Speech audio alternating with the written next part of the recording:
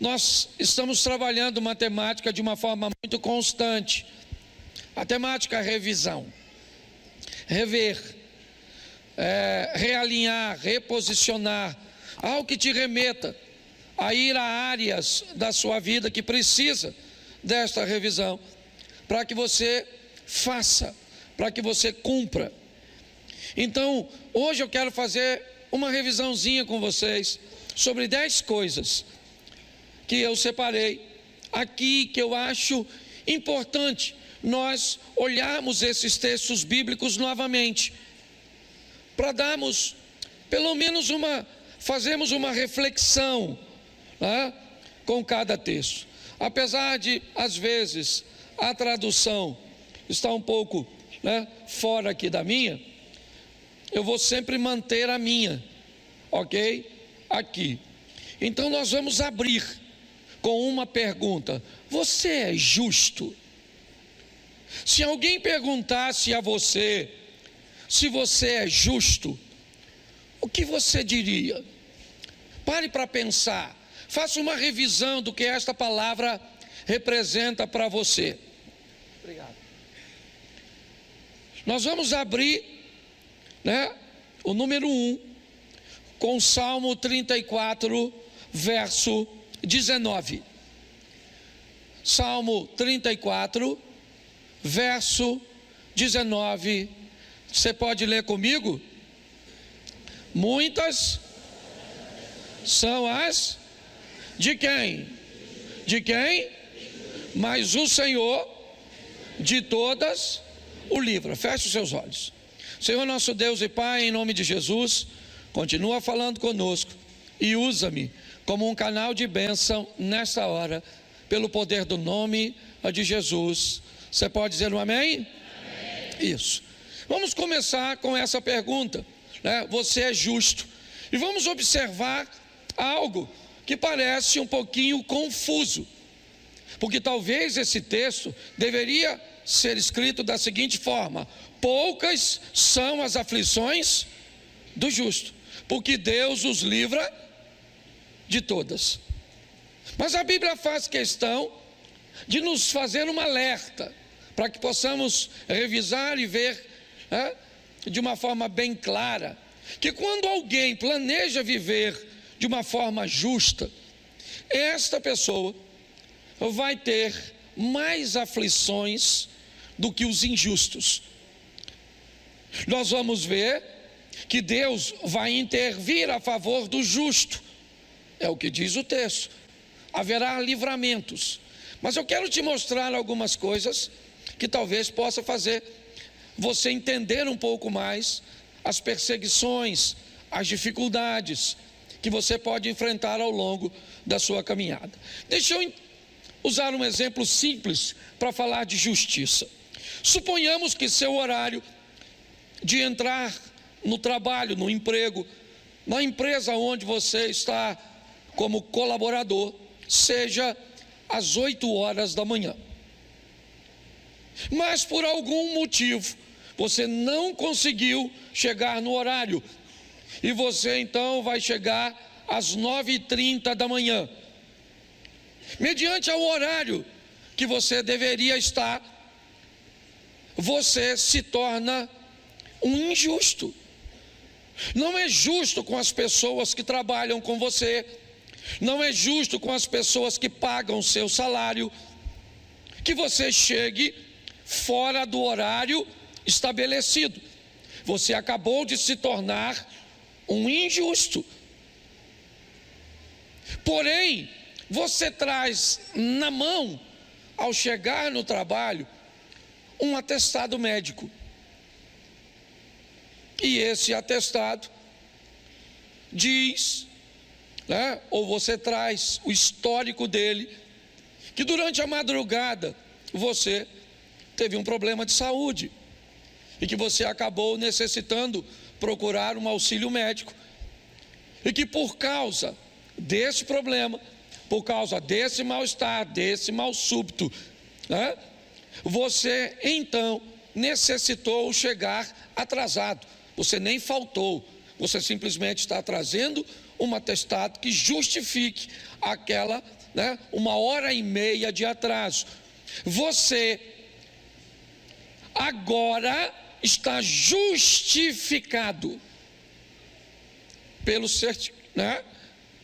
pelo atestado.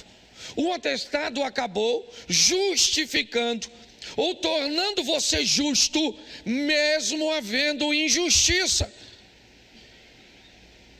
Continua tendo 1h30 de atraso.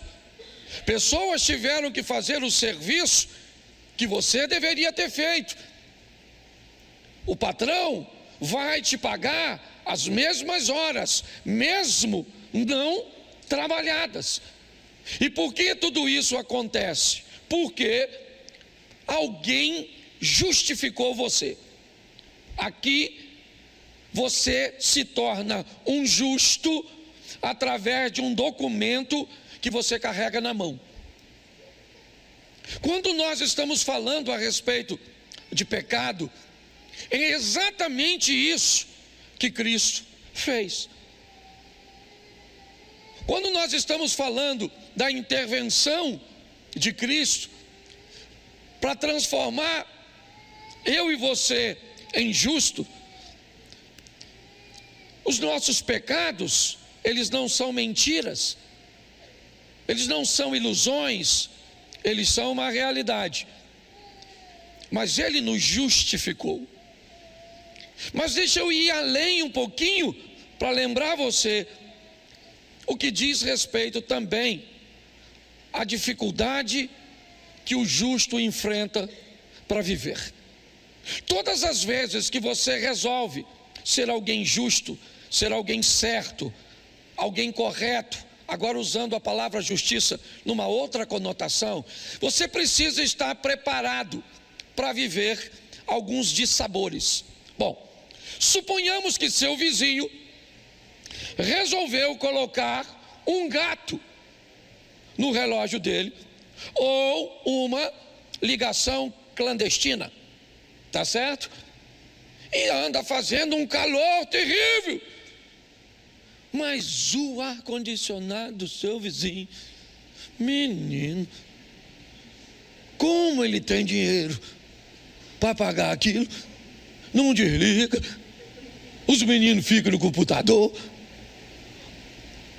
Bom, eu queria lembrar você que a companhia elétrica tem uma estrutura para medir a carga que saiu.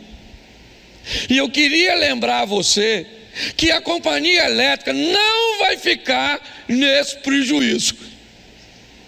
Alguém vai pagar esse geladinho, certo? E quem é esse alguém? O justo. Talvez você já começou a entender o que é a aflição do justo na energia elétrica.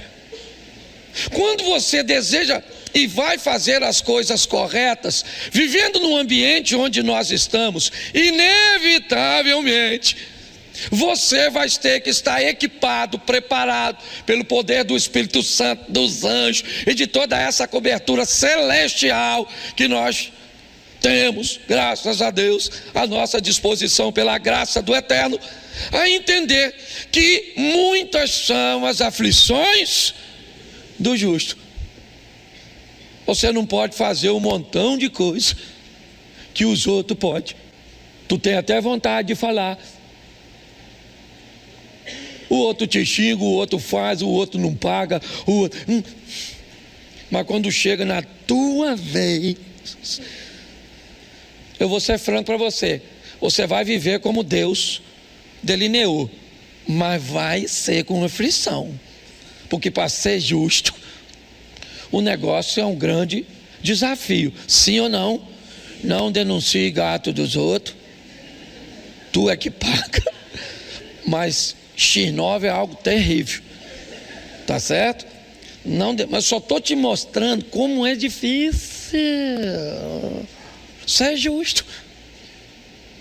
Há um tempo atrás, um rapaz falou comigo: poxa, pastor, eu sou cristão, arrumei uma namoradinha, namoro direito, respeito menina, uma menina de família, que eu estou querendo casar. Pô, pastor, ela ficou com outro menino. Procurei saber porque o menino faz coisa que eu não faço. Passa a mão onde eu não passo. Mostra as coisas que eu não mostro. Certo? Porque o menino vive uma vida com justiça. E olha como é que ele está sendo envergonhado. Eu queria só que você fosse adaptando para você. Porque muitas vezes você vai sair de casa e vai encontrar as injustiças no trânsito, as injustiças nas filas, as injustiças em muitos lugares. E sua reação, certo? Sempre vai estar pautada em colocar Deus em primeiro lugar. Então eu queria preparar você para o sofrimento. Muitas, fala para quem está do seu lado assim. Está preparado para sofrer, justo? As notícias hoje não são boas, mas faz você rever. Bom, segundo texto, Lucas 14, 28. Lucas 14, 28. Pois qual de vocês, pretendendo construir uma torre, não se assenta primeiro para calcular a despesa e verificar se tem meios para concluir? Preste atenção nesse texto, que eu quero refletir com vocês sobre ele. Já que eu falei que para viver na justiça é pesado, é desafiador, porque na vida do justo, o justo precisa estar preparado para muitas aflições. Esse texto diz que antes de querer ser justo, antes de querer andar com Cristo, antes de querer ser crente, é melhor você sentar e descobrir quanto custa. Antes de desejar fazer, antes de dizer um sim para Cristo, é muito legal você saber se você tem como pagar, se você está disposto a pagar o preço para ser esse cristão, porque é isso. Esse texto aí não está falando de torre, ele continua aparentemente falando de uma guerra, mas não está falando de guerra. Ele simplesmente está iniciando dizendo: aquele que quer ser meu discípulo, aquele que quer andar comigo, ele precisa estar intencionado em pagar o preço de andar com Cristo. Essa é a grande verdade. Tem muita gente que vem para a igreja e não sabe quanto custa. Não sabe quanto custa rever seu vestuário. Não sabe quanto custa rever seu vocabulário. Não sabe quanto custa rever os ambientes que frequenta. As pessoas não têm noção do quanto custa. Viver com Cristo, segundo o próprio Cristo, requer daquele que o segue, não o siga de mãos vazias. Aquele que quer vir após mim, tome a sua cruz. Há uma responsabilidade e nós precisamos rever isso. Se estamos dispostos a mudar nossas roupas, não estou, então eu já sei. Estamos dispostos a mudar nosso vocabulário? Não, é pesado demais. Eu estou disposto a mudar meus hábitos, meus costumes, os ambientes que eu frequento? Não, pastor.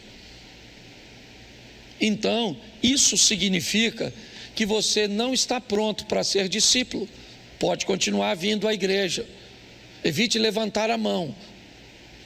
Evite dizer que colocou Jesus no centro da sua vida, porque ainda é caro demais para você. E eu respeito, e ele também. Segundo a Bíblia, se você não está em condições de pagar um voto, é melhor não fazê-lo. É assim que funciona. Então nós precisamos entender e rever isso. Eu estou apto para pagar este preço? Descubra o quanto custa antes de comprar, não é assim que eu poderia usar? Quando você olha para alguma coisa interessante que o preço não está exposto, a primeira coisa que você pergunta é: qual é o valor? Quanto custa, por favor? Tem frete? Você quer saber todas as coisas, porque você precisa ter uma noção se está pronto para pagar. Hoje muitas pessoas querem, viver uma vida com Cristo, na igreja, na liderança, com honra, com isso, tendo respeito, admiração, autoridade. Para cada coisa que você quer, tem um preço. Existem lanchonetes que você vai pedindo os sanduíches, e à medida do que você pede, o valor é acrescentado.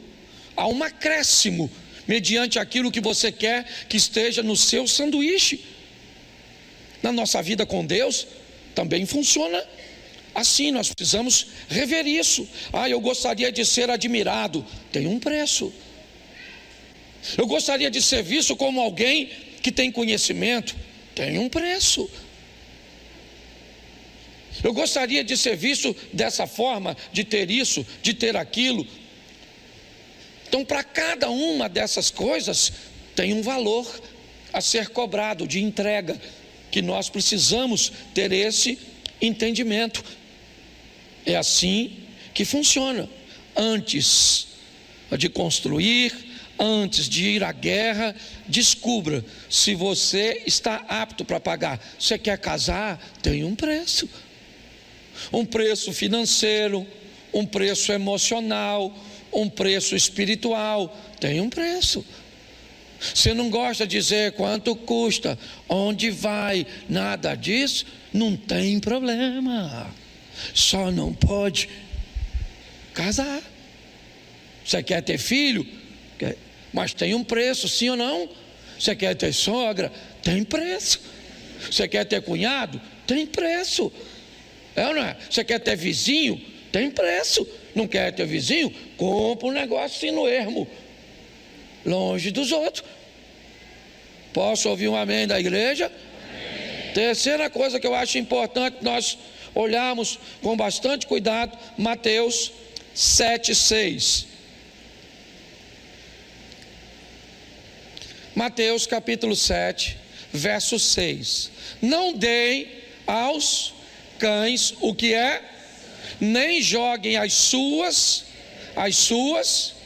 diante dos, para que estes não as pisem com os pés, e aqueles que voltando-se não estraçalhem vocês. Preste atenção, porque eu quero fazer uma revisão desse texto também com você. Eu não sei como você olhou isso ao longo do tempo, mas esse texto diz duas coisas. Uma, tem algo de valor nesse texto. Nesse texto tem o santo e nesse texto tem as pérolas. Nesse texto tem duas coisas. Esse texto tem os cães e esse texto tem os porcos. O texto diz que alguém pega algo que é santo para si e entrega para um cão que não é capaz de reconhecer o que é santo. Alguém tem uma pérola ou algo que tem valor para si e entrega para um porco que não é capaz de reconhecer o valor daquela pérola. O texto diz que depois de ser entregue e aquilo que você deu de valor seja desprezado, uma confusão seja estabelecida e ela se desenrola aqui. Pastor, dá para falar isso de uma forma mais clara? É simples.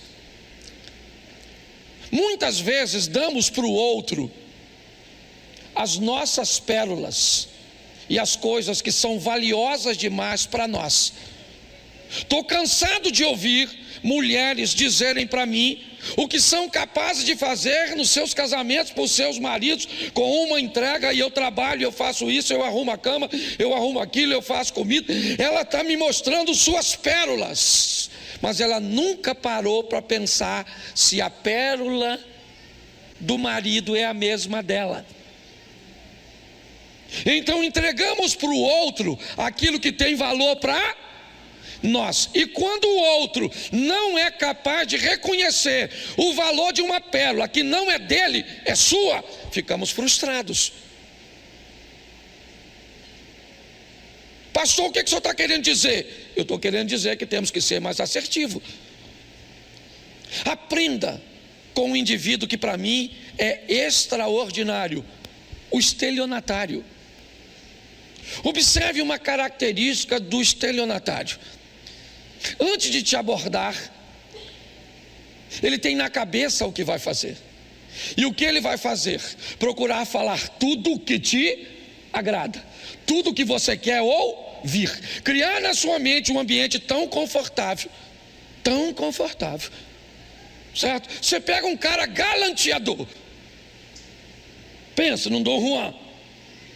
Ele pode odiar ir à praia, mas se ele descobrir que a mulher que ele quer conquistar gosta de praia, você pode ter certeza que ele vai mandar logo uma imagem daquele sol, certo, se pondo no mar, e aquela silhueta de um casal simbolizando ele e ela.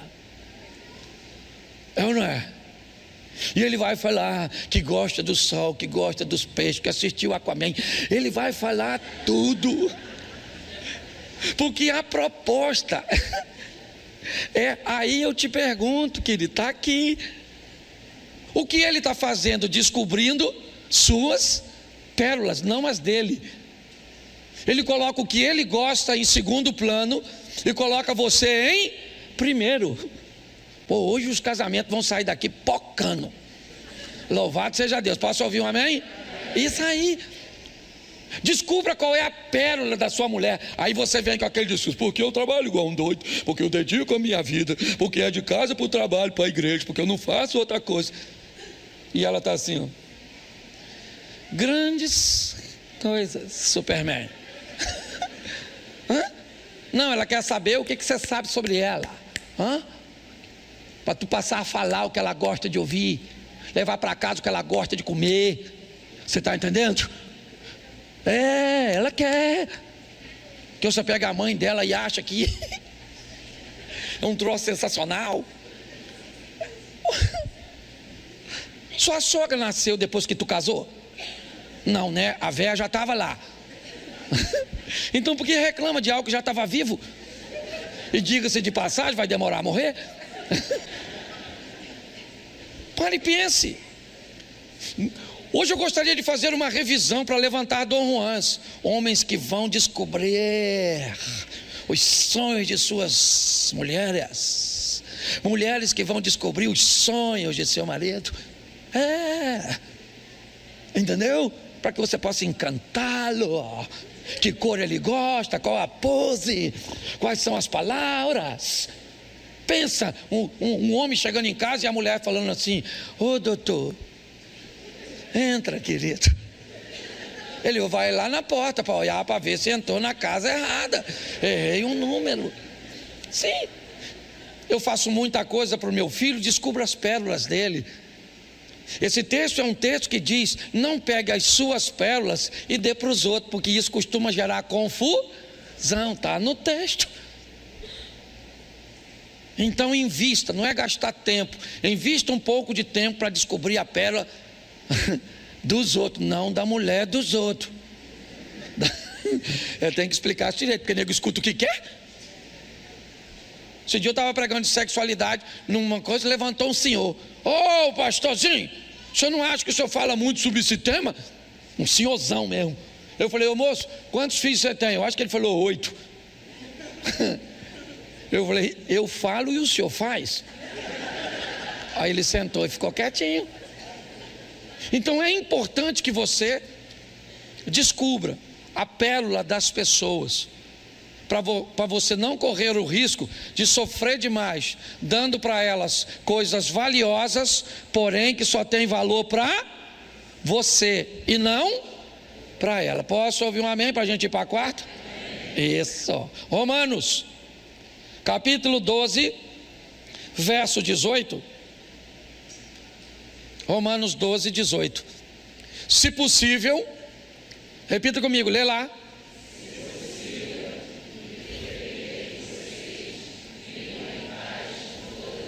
Preste atenção nesse texto, porque ele também precisa ser revisto. Vimos aqui citado o Salmo 133. Deus ordena a bênção onde há união. Vemos a bênção da Torre de Babel, que é uma bênção até para a desobediência daqueles que conseguem colocar todas as forças e intenções num propósito. O próprio Deus disse, eles são um povo, uma língua, um propósito, e ninguém pode impedi-los. Ok? Porém, nós temos nesse texto uma informação muito importante.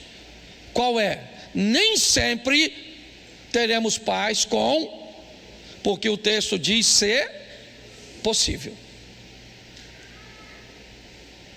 Nós precisamos entender isso de uma forma. Bota o Salmo 120, verso 5. 125. 120, verso 5. Isso. Ai de mim, que peregrino em Meseque e habito em meio a tendas de Quedar. O cara que está escrevendo isso, certo? É um israelita, um judeu, coloque como quiser. Ele está defendendo ali que ele está, ai de mim, que estou, como nós costumamos dizer, entre a cruz e a espada. Estou entre Meseque e Quedar, certo? Eu estou entre árabes e bárbaros. É mais ou menos isso que ele está descrevendo ali. Aí ele cita o seguinte, verso 6. Já há tempo demais habito com aqueles que odeiam a paz. Verso 7. Sou quando porém eu falo, eles teimam Então preste atenção, volta ao texto inicial, certo? E esse ponto nem sempre vai depender de você. Eu quero o texto de Romanos 12, 18, por favor. É esse texto que eu estou trabalhando, só usei esse aí para ratificar. Vamos lá. Então eu quero que você entenda que nem sempre, isso não te dá desculpa para começar a arrumar confusão com todo mundo. Ok? Que fique claro, porque Deus é testemunha. Eu estou falando de gente que vai viver com Deus. O pastor não vai estar lá, mas Deus vai estar. Que isso fique claro. Eu só estou passando a instrução que Deus colocou no meu coração. Nem sempre dá para ter paz com todo mundo. Você pode encontrar-se num ambiente, numa situação onde a outra pessoa, a outra parte está representada no Salmo 120. Eu falo pela paz, mas eles continuam tendo guerra. É assim que funciona. Então eu preciso passar isso para você, porque você precisa criar um sistema de segurança para entender quando você está em Meseque e Quedar, onde não há nada que você possa fazer que possa trazer a paz. Não há nada. Tem discussões em casa que não tem como achar paz. O ambiente de Meseque e de Quedar se estabeleceu um nervosismo, um desequilíbrio. E naquele momento, você pode até tentar em outra hora, mas naquela ocasião é assim que funciona. E nós precisamos lembrar disso, porque tentar ajustar alguma coisa nesse ambiente nunca se ajusta. E quanto mais se mexe, pior fica. Então, repita assim comigo: nem sempre depende de mim. Isso aí. Mas no que depender de mim, eu vou ter paz com todo mundo. Posso ouvir um amém? Isso, vamos para o próximo. Salmo 1, verso 1. Eu acho também que vale a pena refletirmos sobre isso, fazermos uma revisão. Primeiro salmo, o que ele tem para ser primeiro? Bem-aventurado aquele que não anda segundo o conselho dos ímpios, não se detém no caminho e nem se assenta à roda dos. Preste atenção, porque esse texto é sensacional. Ele é um texto que traz à nossa memória a necessidade de redefinirmos nossas companhias e influências. Ele diz: bem-aventurado aqueles, certo? Que não andam segundo o conselho dos, não se detém no caminho dos, nem se assenta à roda dos. Isso aí. Precisamos definir quem é que está fazendo parte do nosso cotidiano, com quem é que nós estamos andando. Inevitavelmente, isso pode estabelecer nosso vocabulário. Comece a andar com quem fala palavrão, ou perto de quem faz isso, e é só uma questão de tempo até você notar que você também está falando. É assim que as coisas funcionam. Se nós não prestarmos atenção nisso, inevitavelmente companhias e influências irão trazer vergonha para nós. Está forte a criança. Leva ali no ministério infantil ali, louvado, você dá uma aguinha. Glória a Deus, amém? Amém? Verso 6, ou melhor, verso 6, número 6, Isaías capítulo 6, verso 1. Acho também que vale a pena. Todos esses textos eu já usei aqui, eu estou fazendo só uma revisão. Isaías 6, 1. No ano em que da morte do rei Uzias, eu vi o Senhor assentado sobre um alto e sublime trono, e a orla do seu manto enchia. Verso 5. Verso 5 do mesmo texto. Então eu disse o quê? Ai de mim que estou, porque sou um homem de lábios e habito no meio de um povo de impuros, e os meus olhos viram o rei, o Senhor dos. Preste atenção, porque esse texto na verdade é uma continuação do que eu usei antes. Sou um homem de lábios impuros, por quê? Porque estou sentado com quem não deve, na influência de quem não deve, junto de quem não deve. Então Isaías descreve isso. Mas ele descreve algo também muito interessante que eu queria refletir com vocês. Quando é que ele tem tudo isso? Quando Uzias morre. Esse texto é um texto para mim que acontece 3 coisas. No ano em que morreu o rei Uzias, eu vi o Senhor e eu disse: ai de mim. No ano em que Uzias morreu, eu vi Deus e eu me vi. Ok? No ano em que Uzias morre, no ano em que algo é retirado da vida de Isaías, morte e separação, Isaías consegue ter uma intimidade com Deus, e na intimidade com Deus ele conseguiu olhar para ele mesmo. A revisão é nesse texto: se eu quero ver Deus, para que ao estar perto de Deus eu consiga me ver, alguma coisa que está na minha vida tem que ser removida, retirada. Essa é a reflexão que eu queria fazer com você. Uzias morre. Alguns dizem que havia um parentesco dele com Isaías.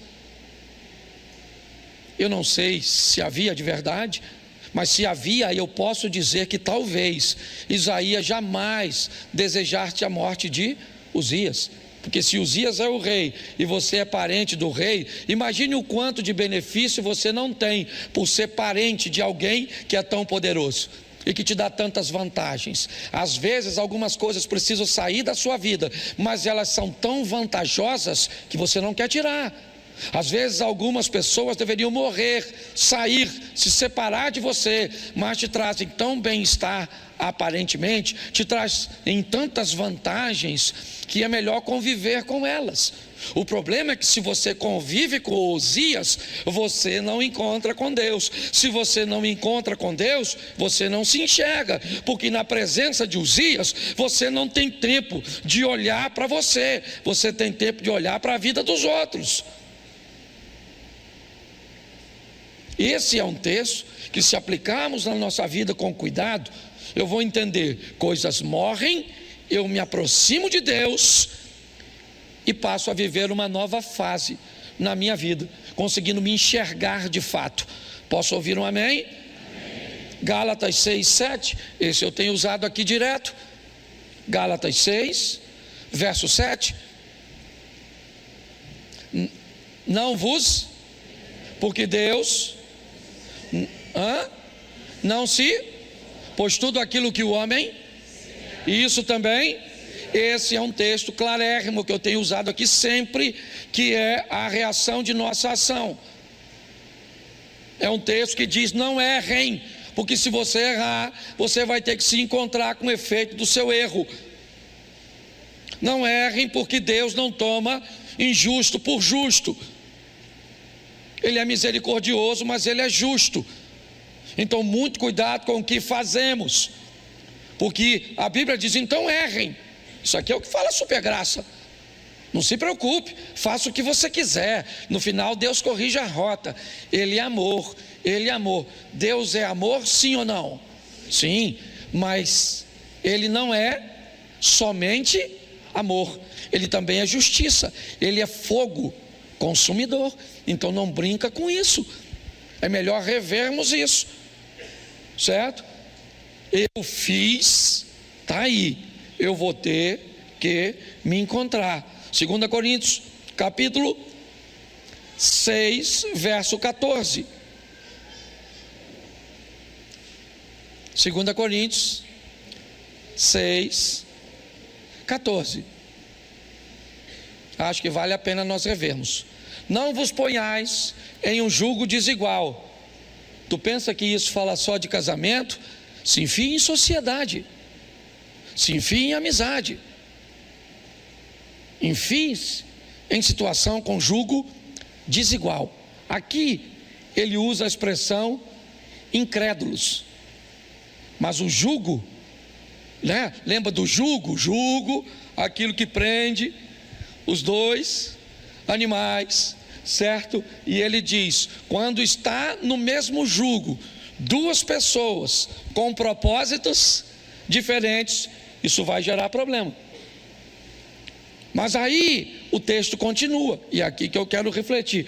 Portanto, que sociedade pode haver entre a injustiça ou justiça e a iniquidade? Ou que comunhão?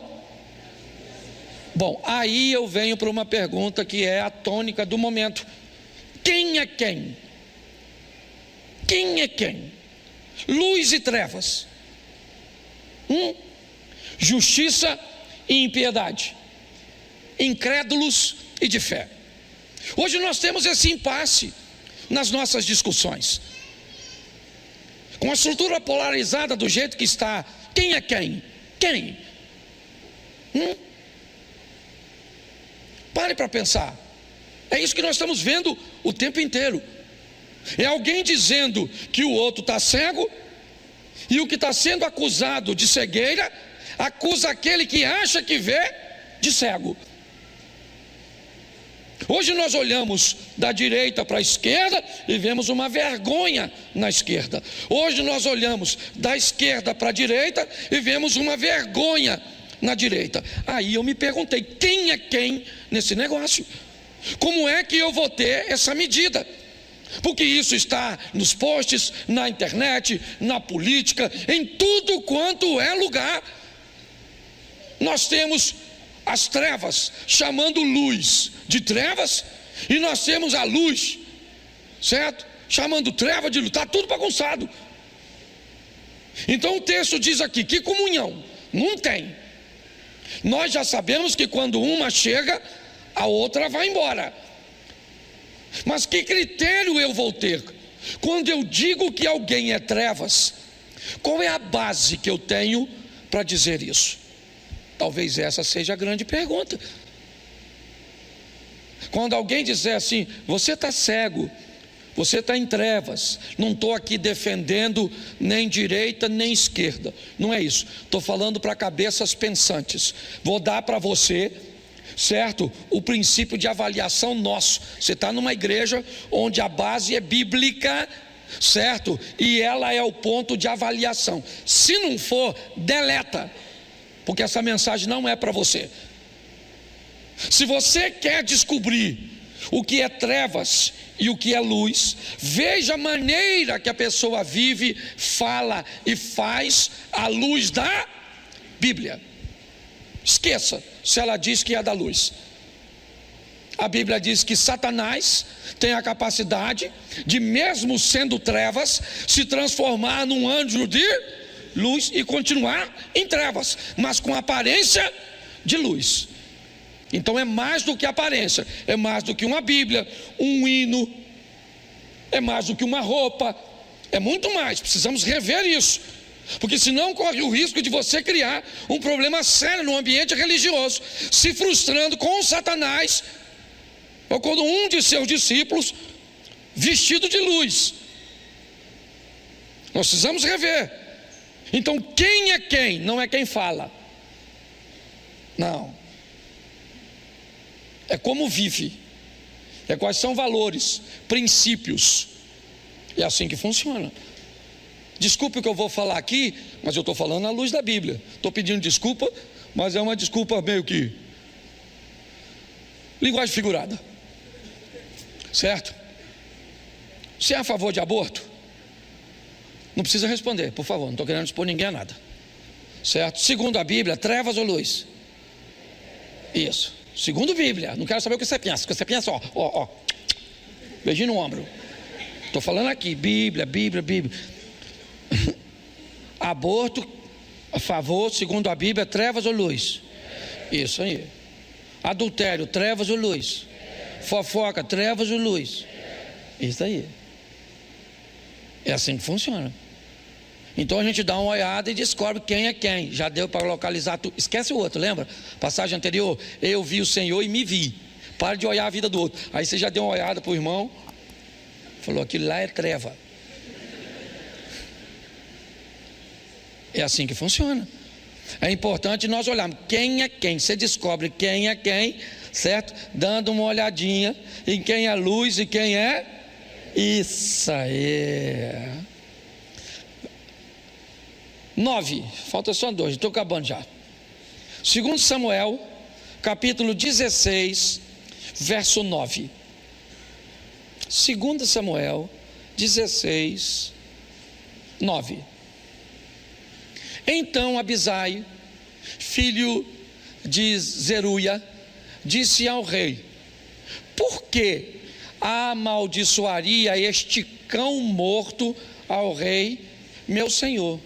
Deixa-me passar e lhe tirarei a cabeça. Preste atenção, porque esse é um texto que eu quero falar, que precisa ser revisto, sobre sofrer com dignidade. Sofrer com dignidade. Sua mulher foi embora, você sofre ou não? Sim ou não? Mas sofra com dignidade. Você perdeu um emprego que era fantástico, que você amava, o que você mais gostava de fazer, você sofre ou não? Mas sofra com dignidade. Você perde um filho, seu filho nasce de uma forma que você não esperava, você vai sofrer sim ou não? Mas sofra com dignidade. E a dignidade no sofrimento é não se rebaixar, é não se desesperar, é não desistir, é sofrer com dignidade, com postura. Seu cônjuge foi embora, vai doer, às vezes vai embora com outro, é humilhação, é terrível. Tem que olhar para a sociedade, para os parentes. Não sofrer, né? Não é uma opção para você. Agora, não se permita se tornar ridículo. Não se permita sofrer de uma tal forma onde as pessoas tenham pena de você. Não é assim. Está aqui, ó.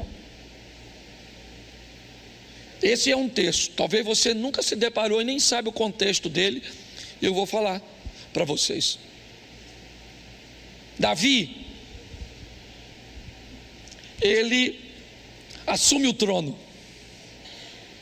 Um trono deixado, na verdade, por um homem da tribo de Benjamim, Saul.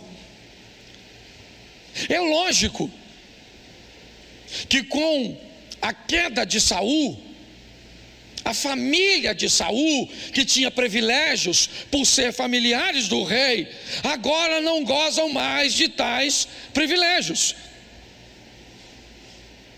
E pior, já descobriram que o novo rei não é tão santinho assim. É alguém que não matou o rei para tomar o lugar dele, mas matou a mulher de um homem de confiança e a engravidou. Esse é Davi. Então Davi vem passando, e Simei, que é parente de Saul, começa a espraguejar, começa a amaldiçoá-lo, e pior, taca pedra nele, com provocação, falando de tudo que Davi fez. Davi já viu seu filho morrer, é verdade, as coisas não estão boas para ele. Lembra, ele sofre durante 7 dias, não come, não toma banho, não quer falar com ninguém. Se tinha um homem que conhecia o endereço de Deus, esse homem era Davi. Mas a dignidade cuja qual ele sofre é algo que nos ensina muito. Às vezes a vida vai fazer você perder ou descobrir coisas a respeito de você que você não gostaria. Um câncer, uma esterilidade, um problema. Não se torne insensível, sofra, mas aprenda a sofrer. Quando Simei está atacando pedra, gritando, espraguejando Davi, um dos valentes de Davi. Lembra? O Salmo 1, bem-aventurado aquele que não anda segundo o conselho dos, não se detém no caminho dos, não se assenta na roda dos. O processo seletivo de Davi no começo não foi muito bom. Ele não tinha muitas opções, então ele chamou endividados e toda aquela estrutura que você deve saber. Mas ao longo do tempo, ele transformou esses caras em valentes. E Abisai diz a Davi: quem é esse infeliz, esse cão, um cão morto? Preste atenção, ele é uma ameaça, Davi. Ele é parente de um rei deposto. E Davi, bota o verso seguinte, por favor. Eu acho que foi o seguinte que eu coloquei aqui. Está no... Deixa o 10 mesmo. Respondeu o rei: que tenho eu convosco, filhos de Zeruia? Certo? Ora, deixai-o amaldiçoar, pois se o Senhor disse, lhe disse: amaldiçoai a Davi, quem diria? Porque assim fizeste. Eu gosto dele. Um de seus homens disse: eu vou matar esse cara agora, que está gritando, amaldiçoando. Ele disse: você não vai matar ninguém, cara. Você não vai matar ninguém. É meu tempo de sofrer. Eu vou sofrer com dignidade. Qual era o problema? O problema era o alarde. Tá, Davi está passando. Tá bom, está passando. Mas tem alguém gritando, dizendo quem é que está passando, o que fez. Mas ele é alguém, sabe, que sabe sofrer com dignidade. Mas preste atenção, no primeiro livro dos Reis, no capítulo 2, no verso 8. 1 Reis 2, 8.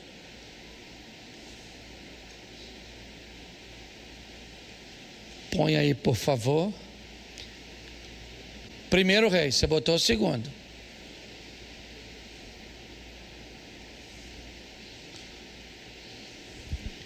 Eis que também contigo está Simei, filho de Gera, filho de Benjamim, de Baurim, que me maldisse com dura maldição no dia em que eu ia a Manaim.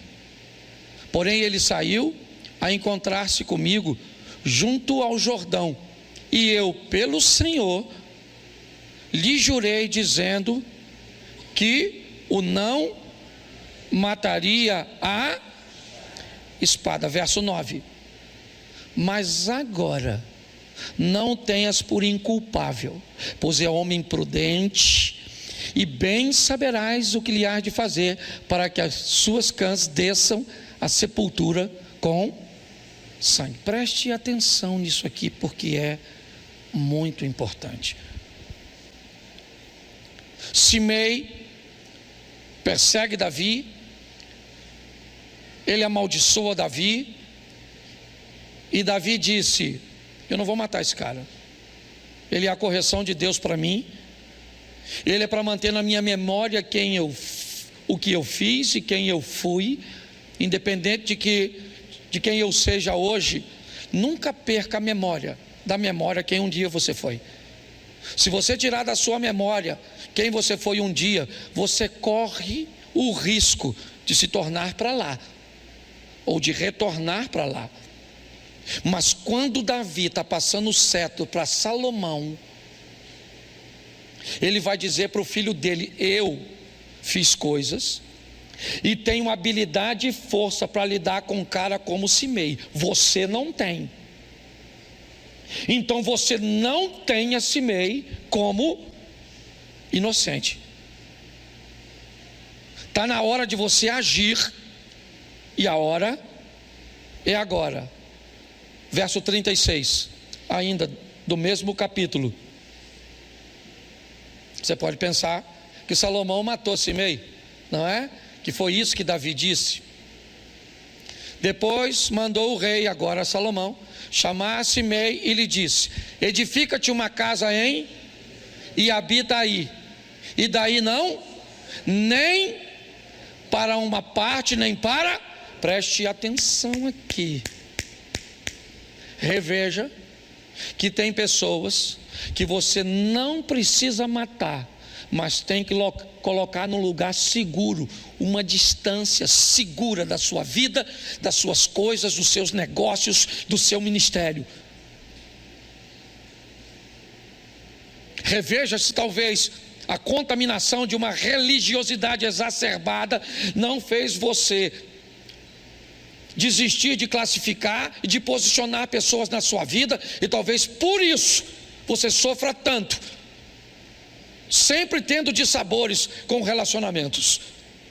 Salomão pegou e disse: Simei, vem aqui, faz uma casa para você lá em Jerusalém, faz lá em Jerusalém, e você vai viver lá até o último dia da sua vida. Fique lá, não saia para lugar nenhum. Eu não quero ver você de novo, eu não quero. Olha só, ele teve um problema. Depois você lê, que não dá para eu ler tudo, que eu vou para a 10ª aqui já. Sabe o que ele fez?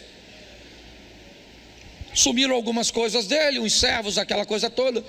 Sabe o que ele faz? Ele vai procurar, e alguém avisa Salomão que Simei não cumpriu o combinado, ele quebrou a regra, sim ou não? E ele morreu. É importante nós entendermos isso. Nunca esqueça de amar pessoas, e por favor, não costuma amar, não misture amar com gostar. Não misture amar com estar perto. Não misture. Você pode estar longe da pessoa, amá-la, enviar recursos, orações, coisas materiais, ligações, coisa extraordinária. Pode viver na mesma casa e não amar droga nenhuma, tratar mal, certo? E tantas outras coisas. Cuidado com isso. Eu acho que vale a pena nós observarmos e revermos que muitas vezes teremos pessoas que precisaremos colocar essas pessoas numa distância segura. E para terminar, Gálatas 6:9. Independente da distância, Gálatas 6:9 é o 10º. E não nos cansemos de fazer porque a seu ceifaremos, se não, isso, verso 10. Por isso, enquanto tivermos oportunidade, façamos o bem mas principalmente aos da família da... Então preste atenção, porque nós temos outra instruçãozinha aqui bem preciosa, certo? Algumas instituições aplicam muito bem, cuidando de seus irmãos, estabelecendo conexões entre eles, negociando entre eles, protegendo-se mutuamente, coisas que muitas vezes fazem, mas que está na nossa literatura, e outros a fazem com mais maestria. Minha proposta hoje é deixar para vocês esses 10 pontos de revisão, certo? Depois vai ficar disponível para você aí, mas a pergunta: você é justo? Descubra o valor para quem você quer encantar. Descubra o quanto custa antes de se interessar em comprar. Descubra que nem sempre depende exclusivamente de você. Defina suas companhias e influências. Coisas morrem, você se aproxima de Deus e vê você mesmo. O plantio é opcional, a colheita é obrigatória. Descubra quem é quem está em trevas e quem está na luz. Sofra com dignidade e procure fazer o... Você pode ficar de pés? Vamos orar e você vai embora, em nome de Jesus. Isso. Feche seus olhos. Senhor nosso Deus e Pai, muito obrigado, ó Deus, por aquilo que o Senhor dividiu conosco nesta noite. Que essa palavra não se perca do nosso coração e que possamos rever, ó Pai, muitas vezes, como diz a Tua palavra, vamos botar de uma forma tão nítida na nossa frente, que até se passarmos correndo, seremos capazes de ler e de notar. Estamos num ano onde estamos revendo, e isso tem sido muito valioso para nós. Abençoa-nos, ó Deus, ou continua nos abençoando.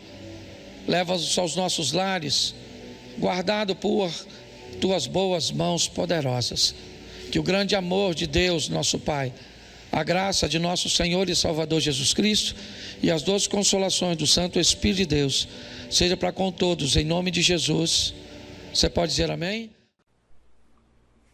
Ei, querido, quem de vocês que estão me vendo aí agora já ouviu falar naquele ditado: rapadura é doce, mas não é mole, se referindo à vida? As pessoas estão enfrentando os desafios e estão se reclamando da vida, como se aquele desafio, aquele problema que você está enfrentando, que alguém enfrenta, fosse o fim da linha. E eu tenho algo para dizer para você. Tem um ser que é o maior de todos, que é o único Deus criador de todas as coisas. Ele mesmo já te alertava quando ele falava sobre enfrentar os desafios da vida. Ele mesmo. Como assim, Janiel? Vou te explicar. Josué capítulo 1, versículo 9, ele disse assim: não foi eu que falei? Seja forte e corajoso. Não tenha medo, nem se desanime.